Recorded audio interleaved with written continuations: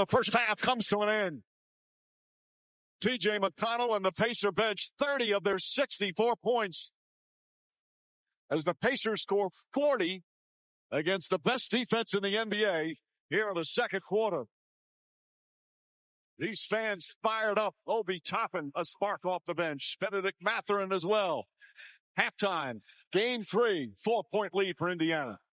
Stolen by Halliburton. And Tyrese Halliburton puts them up 4 again. Okay, Mathurin, 14 points off the bench in the first half. Halliburton steps back and puts it in. Third three-pointer for Halliburton. The Thunder need timeout. Got away with one right there. Mathurin inside, left-handed, off the glass. The Mathurin magic here in game 3. TJ just brought a competitive will to the game. Mathurin jumped in there and immediately was aggressive and got the ball in the basket. And this is the kind of team that we are. We need everybody to be ready. He grabbed it and laid it in, and then McConnell steals, and the Pacers get 4 quick points in a matter of seconds. The game is tied with 8.5 to go. Mathurin fires away, touch ahead. Mathurin madness. He's got 25 on 9 of 11 from the field.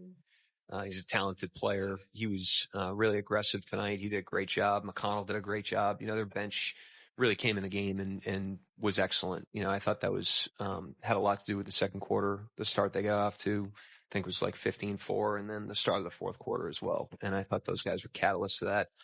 Halliburton on the drive. Can't get it. Toppin on the foul. Obi Toppin gives the Pacers a 7-point lead. The Pacers' dream of their first NBA title very much alive. They're 2 wins away from a championship. So many different guys chipped in. Guy behind me, Ben Mathurin, was amazing off the bench tonight. He just stuck with it.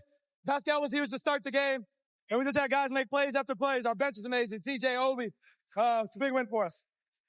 Certainly was, and the fourth quarter was a deciding factor in game 3. Look at how it ended up with Indiana outscoring OKC 32-18. And one thing that really stood out throughout the game, Smitty, was the turnovers, because Indiana flipped the script on OKC there. They did. What I love what the Pacers are doing, they're getting up in their space. They're picking up full court, but they're being more physical.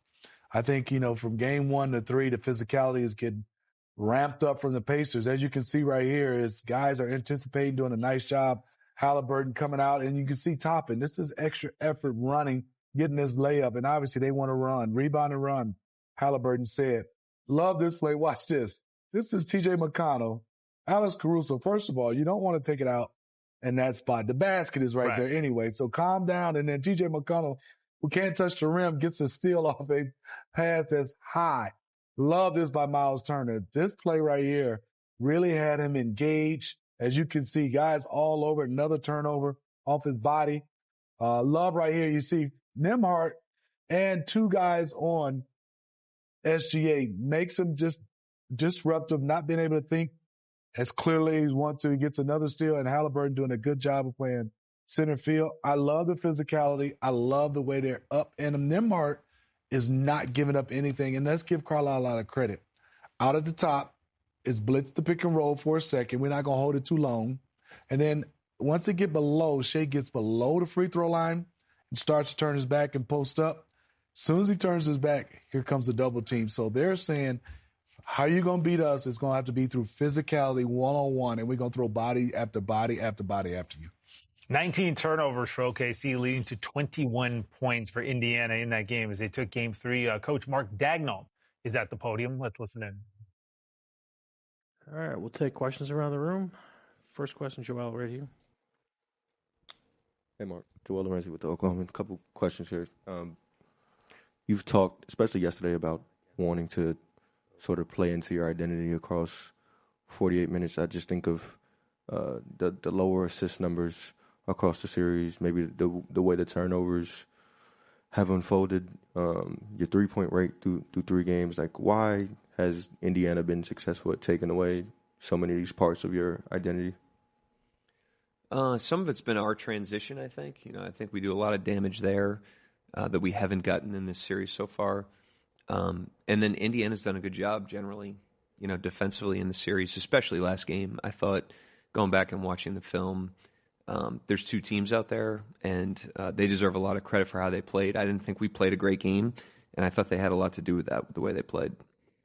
TJ McConnell was just saying that, it felt like early in the series, all the 50-50 balls went your way. Why do you think that sort of changed yesterday? And is that as simple as sort of them going to get those? Or are they falling into their lap? Like, how would you sort of assess that? Definitely wouldn't say falling into their lap. I think there's probably plays here and there that are lucky bounces, but generally those sorts of things, you got to be first to the ball, and it's been a strength of us all season. I think we have to, as a team, tap back into some of the things that we've been strong in all year after a game like yesterday. I think we were a little out of character in a lot of ways yesterday. I think that happens in a playoff series, 4 games, 5 games, 6 games, 7 games, a long time. So you're going to get a range of games and experiences in that. But we have to get it, course corrected pretty quickly if we want to give ourselves a better chance in game 4. Jenny on the left. Hey, Mark. Jenny Carlson with the Oklahoman. With Alex and TJ, a couple of guys that are largely role players, they've both had game-changing moments in this series. To have guys that aren't superstars be able to change games like that, how rare is that to find a couple guys that have really had to work their way into this league to be in those kind of moments? Well, their individual stories are incredible, but I don't think in a playoff series it's rare. I think if you look at any series, there's a lot of players. Again, 4, 5, 6, 7 games is a long time. 48 minutes is a long time. And there's a lot of opportunity for people to get their fingerprints on the game. So whether it's, for us like Wiggins in game 2 or Mathurin in McConnell in game 3, Toppin in game 1, I think it's pretty normal, I think, to see different players impact different games. And that's the beauty of it. Tomorrow's a new game and a new opportunity for each individual player and each team to make their mark on the series and on the game. On your right, Tim. Mark, it seemed like it was a disappointed, but certainly not a down team last night at all. I mean, you lost a game, and that's the obvious reaction, but there doesn't seem to be any real sense of worry or fear or panic or any of that because you have made winning so easy when it's not. What is it about this group that being down 2-1 doesn't seem to necessarily outwardly affect them?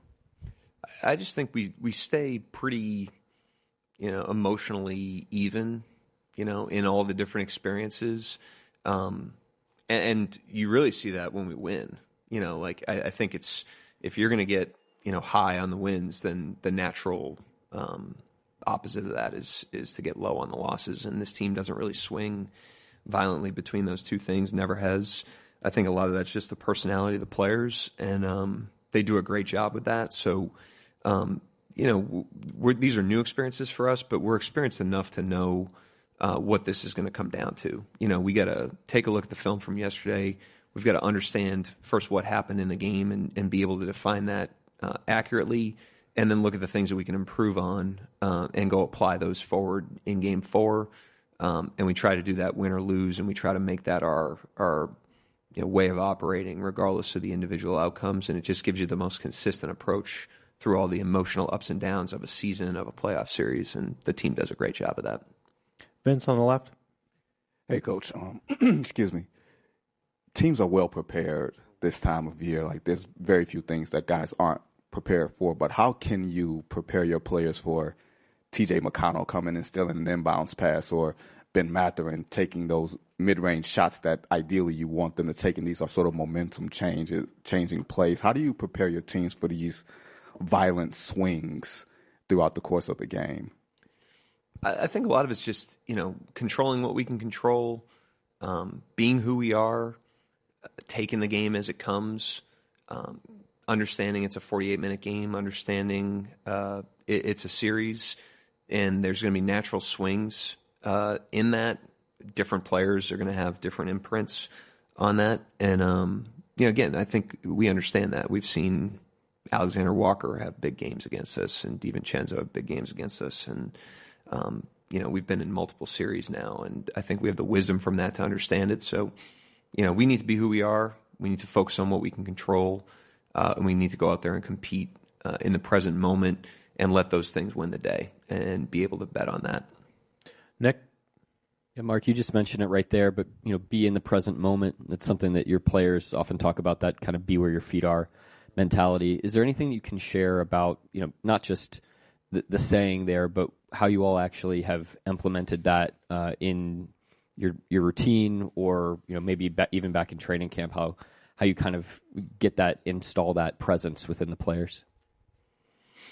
I think it's just attacking every day, attacking every rep, attacking every possession, and trying to make that a habit, and understanding the compounding nature of that and the impact of that when you do that. And these are guys that have seen success taking that approach. So, when you do something and then you find success doing it, it reinforces it and it breeds commitment. So the guys have done a great job of building that muscle over a long period of time now. And this is why it's important, because being down 2-1 in a series, it can have emotions associated with it, but, dragging those into the next experience aren't going to help anybody. And being up 2-1 for Indiana, dragging that in isn't going to help them either. So you got to compete when the ball goes up in the air, and we've made a habit of that, and we have to double down on that again tomorrow. Barry? Yeah, Barry Trammell, Tulsa World. Mark, Shea seems more emotionally agitated by Nembhard than anybody else all season. What's he doing to, I don't know if he's knocked him off his game, but he's clearly a little bit more emotional than we've seen. You can ask him. I'm not going to make that assumption. At the first play, I think probably had some, it's like the first play of the game, but Shea does a pretty good job of staying inside of himself. He's not perfect, and he probably gets, I don't even know what the word would be, but he probably gets off his game, from time to time, possession to possession. But I think one of his superpowers is his ability to get back into the next possession, the next game, the next experience. He's the last guy I'm worried about with that. But that said, Indiana's done a great job, through 3 games of the series against us. So like I said, we haven't played our best. Certainly in Game 3, we didn't play our best, but I thought Indiana had a lot to do with that. So I never want to discredit the opponent or the effort they're putting in. All their team, their players, they outplayed us, outcoached us, out everythinged us last night. And, we need to move on and let that go, but we also need to own that so we can learn from it. Thank you, Coach. Shea will be right up. Thank you. He had 24 points, SGA, for the first time in this series, though. SGA really didn't feel like his MVP self. Certainly not the best Canadian on the floor. Another Canadian reference. Thank you very much. I told you I'd get it.